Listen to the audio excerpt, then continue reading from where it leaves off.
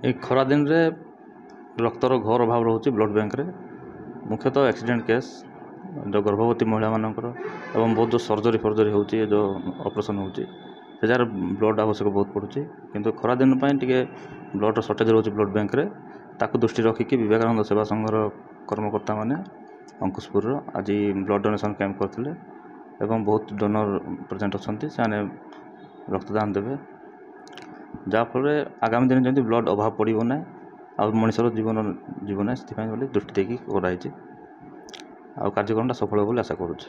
संपादक स्वामी विवेकानंद सेवा संघ दीर्घ वर्षर व्यवधान पर आम अनुष्ठान तरफ चतुर्थ थर 2024 मसीहार रक्तदान शिविर आयोजन करा प्रचंड ग्रीष्म प्रभाव एवं एमकेसीजी मेडिकल रक्त भंडार रक्तर घोर अभाव को आखि आगे रखी जो लोक रक्त छटपट डहल विकल होती कहीं रक्तर कौन विकल्प ना तेज से क्षेत्र में रक्तदान शिविर आयोजन करा तेबे केउठी ना केउठी रक्तदान शिविर कर गोटे मूल उद्देश्य रोचे ग्रामांचल मानक रक्तर घोर अभाव देखा लोक ग्रामांचल लोक आम सहर बड़ मेडिकल जाइए चिकित्सित होती रक्त ना एवं रक्तर अभाव को दूरीकरण करने आज आम अनुष्ठान तरफ एक रक्तदान शिविर अनुष्ठित कर शताधिक आमर स्वेच्छासेवी अंचल और अंचल बाहर अनेक स्वेच्छासेवी आसी आम निकट उपस्थित अच्छी से रक्तदान करने आग्रह प्रकाश करम निकटे आम आज यही शिविर को आयुर्वेदिक कॉलेज एनएसएस विभाग सहभागिता अनुसार आयोजन करूँ एवं यह एक मेगा ब्लड डोनेशन कैंप हो आम आशा करूँ। चतुर्थ थर होती 2011 मसीह थर होता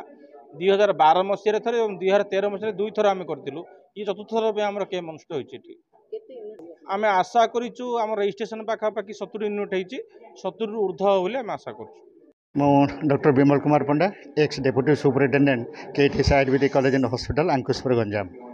ये कॉलेज रे आयोजन यहाँ प्रथम करे नुह बहु बार ये कारण मुझे जो एनएसएस प्रोग्राम ऑफिसर कोऑर्डिनेटर थी ये कॉलेज अंतपक्षे 10 थर मुझे आयोजन करी मुझे आज 61तम ब्लड डोनेशन करी तेणु रक्तदान शिविर करने मोर गोटे इच्छा सब तेणुक जेकोसी एनजीओ हूँ मुझे परामर्श दे था रक्तदान शिविर करूँ और सक्सेस करें।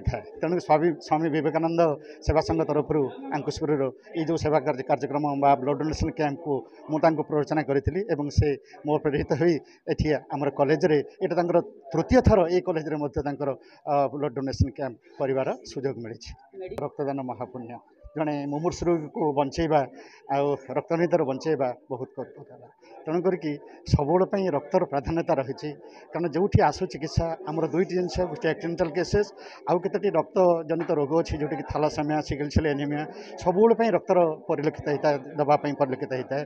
तेणु आमर निकटस्थ रक्त भंडार एमकेसीजी मेडिकल कॉलेज रे जितेबाला रक्तर अभाव होता है से आमको अनुरोध करती कौन कैंप करने अनुरोध रक्षा करें आम ये मेगा शिविर अनुष्ठित करूँ। आशा करूँ आमर ये रक्तदान अनेक रोगी को जीवन रक्षा कर।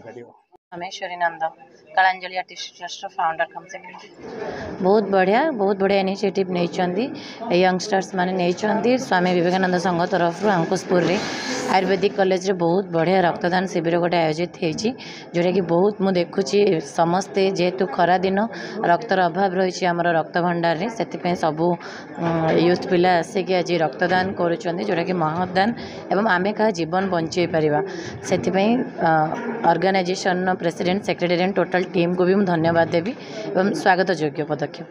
चौधरी आमर विवेकानंद सेवा संघ मो सभापति प्रेसिडेंट।